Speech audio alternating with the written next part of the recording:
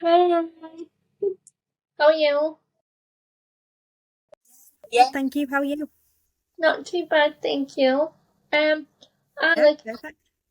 I'm Zoe, and this is welcome to Dystrophy Diaries podcast. Um, and really, I created the podcast a little over a year ago just to try and, I guess, hear other stories of people within the disabled community and try and raise awareness about people's experiences. I think there's often quite a narrow view of disabilities, and it's more focused on what we can't do rather than what we can do. So I wanted to try and show people really what we are made of and all that we can do. Um, so that was obviously why I started that LinkedIn post, and I got quite a positive reaction from a lot of people, which was nice. And yeah, that was obviously where we met. Um, and now I've got you on, so if you would be happy to do a little introduction of yourself, that would be great. Yeah, of course. My name's Georgie. As Zoe said, we sort of got chatting on LinkedIn because there were some, common denominators between our circumstances and personalities and things. Now I'm on the pod because I'm a wheelchair user with cerebral palsy. And part of what I try to do in terms of like my social media presence and things like that is sort of similar to Zoe really is sort of raise the awareness that people with disabilities it's an inability to do something and not everything. So my disability cerebral palsy comes in so many different forms that I think when people see that written on a piece of paper they think this girl's incapable of everything when really it's just one small thing that I actually can't do. So yeah, I try and raise awareness in that way. That kind of brings me to my first question, really, which is how does your condition really affect you day to day? As I sort of obviously just mentioned, I'm a wheelchair user, so I'm now 26 and I think I decided to sort of start using my wheelchair full time when I was about 18. So, or maybe a bit earlier, probably about 16 when I started college because I just thought I think there's this misconception that when you go into a wheelchair, everything's like doom and gloom and everything's really difficult. But what you actually do find is that everything becomes a lot easier. You can keep up with the pace, you can have that extended level of independence that you might not have had if you're struggling to walk long distances. So that's the main thing really that I sort of have to deal with on a day to day is sort of the trials and tribulations of being a wheelchair user. And to be honest, other than that, really, I think a lot of it is sort of, I get dull aches and things like that, and the fatigue level that comes with managing a disability. But a lot of it for me is getting to that point of feeling mentally strong enough to deal with a disability. I think that's where it comes into play with me. Sometimes I feel like it's something that I think of very rarely, and then other times it's something that I think of all the time, and it'll impact the way I put myself forward for things, the way my confidence is, and how extroverted I will be in certain situations is dependent on how comfortable I feel with my situation. I think that's something I could definitely relate to. I think I there's moments in time where I would look at myself and be like, I don't really think much about my disability, and then there's other times where I feel like it's just right there, Yeah, can't avoid it, and it definitely has knocked my confidence in certain ways at times, and in other elements, I think it's probably strengthened my confidence. You know, when you've overcome things, you feel like, well, if I can get over this, I can get over anything. yeah, 100%. But I think similar to you, I use my wheelchair for mainly like long distances, like whenever I leave the house, and I was really daunted at the idea of ever using a wheelchair, but I think it's probably been the best thing that I did for my overall health. Like, it's just so much easier and more comfortable to go and do things, you know. I don't feel like I put that big strain on myself anymore, so it's Definitely. definitely I nice. agree with that. I think sometimes when you do, if you sort of pardon the pun, because I think everyone uses like the word if you take a step in the right direction or a step back. I think when you look at going into a wheelchair full time or for the majority of the time, it almost feels like you've taken that step back and you almost feel like, oh, I've not quite made it to where I wanted to get to, or this is, a decline in my life. But really what you're actually allowing yourself to do is take so many different steps forward because you've got an aid. It isn't your whole personality trait being in a wheelchair. It's just one thing that can sort of help you do the things that you couldn't do previously. And I think that is a massive common misconception amongst either able-bodied people or disabled people, that when that happens, your life is over. And really, without sounding too cringe, it's only just started, really, because it gives you that opportunity to explore everything that you wanted to do. Absolutely. I couldn't have put it better myself. I think it's really opened up the world to me, and I think that's something I wish I'd have been able to go back and tell my younger self when, the first moment of a wheelchair was ever mentioned, and be like, it's not the end of the world. It is like going to open up so much more to you. And I think it's nice to be able to try and put that out there to people that might just be starting on that journey, definitely. Yeah, you can always give it a go, because it's one of those, it's not one size fits all, and it's never going to be that with disability, because even though, two people might have the same disability, it might impact them totally differently. But I do think that if it's something that people are shying away from, it's definitely something to try. And if it doesn't work for you, it doesn't work for you. But it's, you'd rather try and it not necessarily work than always think of, well, what if I'd done it, or what if I'd done this sooner, I would have had access to this, this, and this. So it's always worth definitely giving it a go, just to see if it is something that can work for you long term. I agree. And you never know, it might just be the best thing you ever did, Yeah. definitely. So, for my next question, when we've spoken a little bit, you mentioned that you've got a law degree. Yeah. And I wanted to kind of ask what inspired you to go after that. Well, in terms of law, I think one thing that people do always say that they're surprised by, which is a nice thing, but it's also something that, again, I'm in a position that I want to sort of change the perception, is that they're surprised by my academic intelligence and Mm. and flourish. They're like, oh, you struggle to walk, but you're clever. What the heck is this? So one of the things is, obviously, it was something that I was good at, and it was something that's obviously interesting. It's varied from day to day. But I think, without sort of being too fake deep about it as well, I think because of the situation that I've always found myself in, it's always been a case of, rooting for the underdog and wanting to be that level of representation for somebody who, you know, whether it be, I know things like hate crimes and stuff like that always interest me. They always get my back up, because I think, I want to be that person who is the advocate for that person who's vulnerable. And that's really what the law is all about. And I think also, as well, one thing that I've always been aware of from a young age is, you know, all types of jobs aren't going to be available to me, because obviously there's types of jobs where you have to be physically fit, you have to do, various things. And I think if you're in the legal profession, you've almost got a bit of a safety net. So if you can't, somebody knows that you know your stuff in regards to law, you're not going to be as susceptible to things like discrimination. And people know that, one, they know that you're capable. If you manage to get a first class law degree, they know that you've got some level of capability. Yeah. And two, they know that they can't mess around with you, and they've got to give you that level of opportunity, because you know how, where you stand, again, if you pardon the pun, in terms of, your equality rights and things. So I think there's a lot of different elements to it, but I think that, for me, makes me feel reassured that people know that I'm capable, and they also know that I'm not going to take any messing.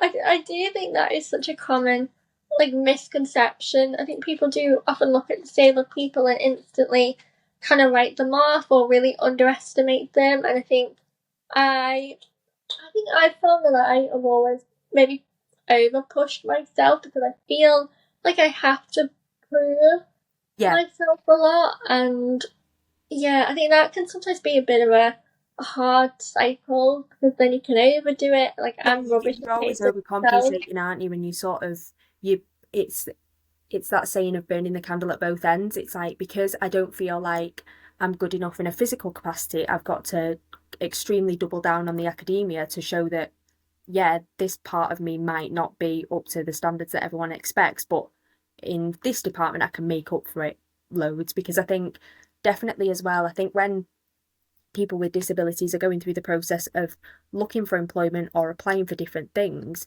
they're sort of skeptical of, well, do I put my disability on a form because I want to get past the paper sift, or do, if I don't declare it and I get to the interview, then I've got to declare it, and if they don't want to interview me, they've got to retract it, and it's that whole thing. So what I like to do is, yeah, I do declare my disability because I want to make sure that, you know, if I'm going to the right employer, I want to know that they accept me for me. But the thing that's not staring them in the face by the end of it is my disability. It's actually all the academic things and the experience that I've done, which can show that I'm more capable than what my disability looks like I could be. Does that make sense? Yeah, no, that totally makes sense. Have you found that you've encountered that, like, a lot? You know, obviously looking for jobs. Have you found that generally people have been quite accepting, or have you maybe faced a few hurdles because of your disability? Prior to getting my first job, I found that really difficult because, like anybody else, as a young person, when you come out of, school or college or whatever that might be, and you're looking for your first job, young people find it difficult anyway because they haven't got that experience behind them. So when you add another thing into the mix, like a disability, you're trying to prove that, you know, you've not got the experience to work, but you've got life experience, and you've got that experience of going through a challenge. And it was only when I think I'd mentioned to you about River Island when I worked there. So it was actually my cousin, who I'm very grateful for, had actually introduced me to her manager that she worked with at River Island, and said, look, I've got a cousin who's a wheelchair user, but I'm telling you now, in terms of customer service, you won't find anybody better. So Oh, please just give her that opportunity, interview her, and you'll see exactly why she should be successful. And when I went into the River Island branch and they gave me that opportunity, it's honestly, it's something that, even though, it's a first job and it was only something that I did part-time as a sales advisor, it's something that, I feel ever indebted to by the company, because they've actually now given me, I was there for sort of 3.5 years. I did, everything in regards to the store. And they've given me that sort of proof that, and that level of experience that will help me on my CV for the rest of my life, because it will show people that I've managed to hold that down. And I think as well, not just for me as a person, but for like the disabled community, it was like massive, because I don't know about you, but I've never seen anybody who's a wheelchair user working in a mainstream store and a mainstream fashion no, service. I that's a good hadn't, point. yeah, I hadn't before. I'd worked in River Island and I haven't afterwards. So the fact that I actually became, not going to say like I'm a face of the brand, because I'm absolutely not, but I think when I became that familiar face in that store every week, and everyone would come to me and say, I'm going to Georgie because I know that she's going to give me what I need and she's going to be able to help me out and we can have a laugh and stuff like that. It gave me such a confidence boost, because I was like, people are actually seeing me for my level of competency rather than what I'm incapable of. So it was great.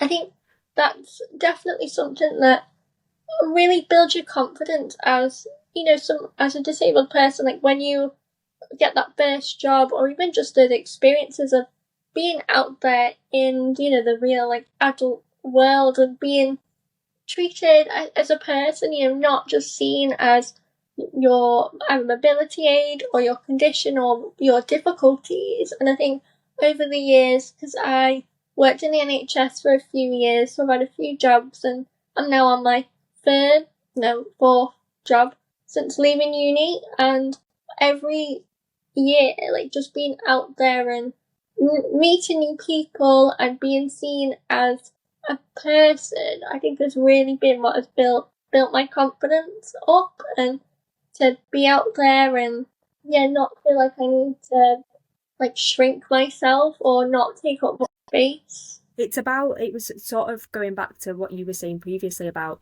feeling like at times you had to overcompensate. I think anybody, able-bodied or with a disability, does feel like when they get that opportunity, they need to shoot the shot, because that's, Mhm. you need to grab things with both hands. And, when somebody gives you that foot through the door, you need to fully take it. And I think, obviously, the opportunities that I've had when I've got my foot through the door, I've definitely, built my own credibility. But what I've needed beforehand is somebody that does have an open mind. So, for example, even the job that I work in now, I work in recruitment, but I've been there 3 years this year. But my boss is somebody that's I've known for my whole life. So even though we have a really good professional relationship, we had like a good personal relationship beforehand.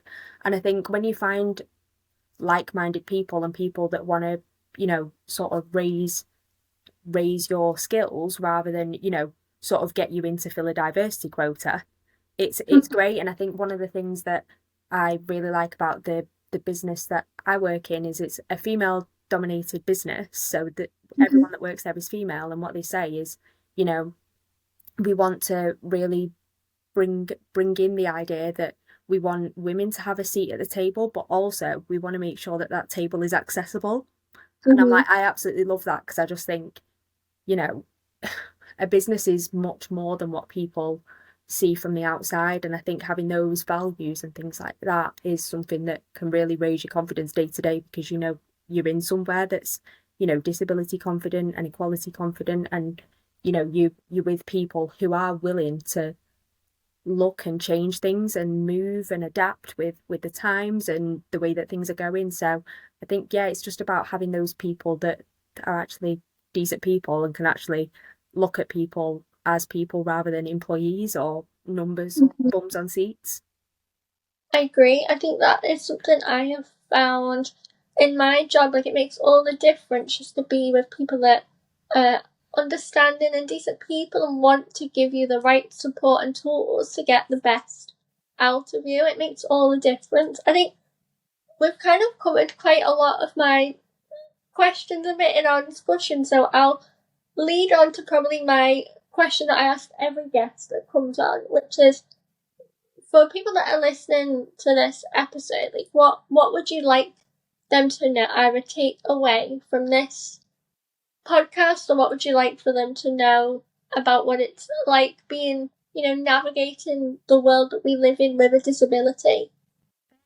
I think the cliche thing that I always find when you speak about disability is that whole saying of get comfortable with being uncomfortable, and that applies to both people with disabilities or people that are able-bodied. So in regards to people that are able-bodied, it is a case of, I think a lot of the time people that are able-bodied don't have experience with people that have disabilities and things like that. So a lot of their understanding of disability comes from assumption. If they don't have Mm-hmm. an understanding of disability, it's either because they choose to be ignorant because that's just part of their makeup, or they're ignorant because they haven't had that experience. So I think in terms of what I'd say to the able-bodied community, it's about, you know, again, getting comfortable with being uncomfortable. And, if you don't know something, as long as you're respectful and you're open-minded and you're receptive to new information, it is okay to ask. It Mm-hmm. is okay to ask those questions. And again, if you don't get, you have to read the room a little bit. If you know that somebody's, really not comfortable with talking about those types of things, you Mm-hmm. don't just tap every Tom, Dick, and Harry on the shoulder when you're in Asda and ask them why they're in a wheelchair, because that's not appropriate. But No. you read the room a little bit. But when you do find somebody, like myself or yourself, who is willing to talk about it and create that opportunity, they need to seize that with both hands to get a Mm-hmm. lot of the information. And also, to the disabled community, what I'd say is that although it's not an obligation that we create that atmosphere of inclusivity, I think we do have a slight bit of responsibility on our shoulders to be open about things to a degree Mm-hmm. that we're comfortable with, because again, like I said, a lot of able-bodied people are ignorant because they haven't had that experience and they don't realize that they're ignorant to it. And also, Mm-hmm. if you feel yourself that you're frustrated in an able-bodied world, there's there's nobody better to be able to recommend changes moving forward than somebody who's been on the receiving end of bad treatment previously. So it is about, saying, like what I always say to people when I'm speaking about disability is, if they ask me a question and it's not worded in the right way, I might say, okay, that's a great question. I understand it came from a great place, but if you ever ask that question again, you need to perhaps phrase it like this, because that will, that's better wording moving forward. Or if I go to somewhere that says it's accessible, and on the whole it is, but I find, there's other things that could be improved, I'll say, well done on what is accessible, that's great. Perhaps you need to, add this and this. And when I go through a great experience with somebody in terms of the way that I've been received or the way that things are really physically accessible, I'll applaud them on it, because I think it's important for people to know from first hand that those things are where they need to be. That makes a lot of sense, and honestly, I would agree with that massively. I think it's so important to kind of recognise that a lot of the ignorance out there, alright, sometimes it does come just from pure ignorance and not great intentions, but a lot of the time it just comes from lack of education. So, yeah, that was a big reason for this podcast and for having people like you on to kind of have the opportunity to try and raise awareness, but also educate people that don't know much about disabilities. So, but yeah, honestly, thank you for coming on. I feel like we covered quite a broad range of things there, but yeah, I think it's been nice to kind of have an open conversation about different experiences and also meet someone from more of an academic perspective that, has really been through such a difficult degree and shown that they can do it despite hurdles or possibly inaccessibility at times. Because, yeah, those are the types of representation we want to put out there for people and show that whatever you want to do in life, you can do it. Like, just have a go, just try your best. Yeah, the worst thing that can happen is that you don't try and you never know. I think that's, Definitely. if you try something and it doesn't work out, then that's okay. What's the worst that happens if it doesn't work out? You go back to the drawing board and you think, right, okay, try again. But if you do try something and it works out for you, you reap the rewards from it. So you it's a win-win situation, because you either learn what to do better next time, or you learn that you're actually miles better than what you think. So yeah, that's what I don't always. I'd be lying if I said that I always carry that mantra with me, because some days you feel brilliant and you feel positive, and other days you feel negative. But it's about, building up as much positive data and positive mindset as you can during the experiences that you go through, that can then fuel other things that you go on to do in your life. So yeah, that's one thing that I definitely say is just, everything with disability is about adapting, obviously, and trial and error. And you've got to be willing to do some of that yourself as well. Yeah, you've got to be willing just to have a bit of a go, put yourself out there, and as you say, like, if it doesn't work, worse off, you're just back where you started, and Yeah, you always learn a lesson one way or another, absolutely. yeah, Well, 100%. thank you very much for coming on and, like, putting all of this information out there. I have no doubt that a lot of people will find it helpful, and I think it will be really eye-opening for maybe a lot of able-bodied people that maybe haven't encountered many disabled people, and especially not maybe people that have achieved as much as you have. So thank you for being one of those voices and coming on this podcast with me. No, thank you so much for having me on. And it's a great platform that you've managed to build. By yourself. You've had great, guests on and stuff. You've had a varied amount of speakers on, and yeah, thank you for giving people this platform and this, place to raise that voice. It's really good. And if you ever want me on again, or if you need anything else, then I'm here and I'm happy to sort of dive into the projects. So. Oh, thank you. That was really kind of you to say. Thank you. Honestly, when I started it, I didn't think maybe anyone other than my mum would listen to it. So I'm very thankful that people like it and I'm maybe finding it helpful. And yeah, I'm very proud of it. So thank you for that. I really appreciate it. Yeah, the things that you put out there are gonna resonate with at least somebody. And if you can do that, then you've done a great job. And it's definitely resonated with me, and I know that it will resonate with a lot more people that I'm able to share it with. So yeah, you're doing a great job. Oh, thank you, Georgie. Oh, perfect. Oh, thanks, Georgie. Well, enjoy the rest of your afternoon, I guess, rest of your afternoon. And I'll speak to you soon, definitely. Yeah, thank you so much, Zoe. Take care. Thank you, you too. Bye.